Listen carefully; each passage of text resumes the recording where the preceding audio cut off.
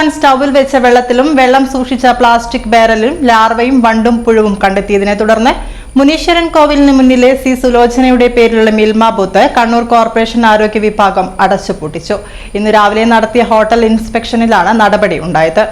കണ്ണൂർ ടൗണിൽ ഉൾപ്പെടെ ഡെങ്കിപ്പനി, മലമ്പനി തുടങ്ങിയ കൊതുകുജന്യ രോഗം വ്യാപകമായതിനെ തുടർന്ന് ഇത്തരം കൊതുകുകൾ മുട്ടയിട്ട് പെരുകുന്നത് ശുദ്ധജലത്തിലാണെന്നും അതുകൊണ്ട് കർശനമായും ആഴ്ചയിൽ 2 ദിവസമെങ്കിലും വാട്ടർ ടാങ്കുകൾ ക്ലീൻ ചെയ്ത് പുതിയ വെള്ളം സംഭരിക്കണമെന്നും കർശന നിർദ്ദേശം നൽകിയിരിക്കുകയാണ്.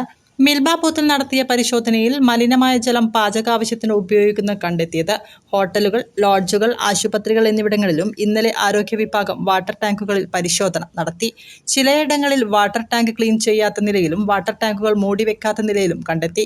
ഇത്തരം സ്ഥാപനത്തിന് നോട്ടീസ് നൽകിയിട്ടുണ്ട്. Senior public health inspector M Sudheer Babu, public health ഇൻസ്പെക്ടർമാരായ സിയ സന്തോഷ് കുമാർ, AV ജൂന റാണി എന്നിവർ പരിശോധനയ്ക്ക് നേതൃത്വം നൽകി. വരും ദിവസങ്ങളിലും വ്യാപക പരിശോധന നടത്തുമെന്ന് ആരോഗ്യ വിഭാഗം അറിയിച്ചു.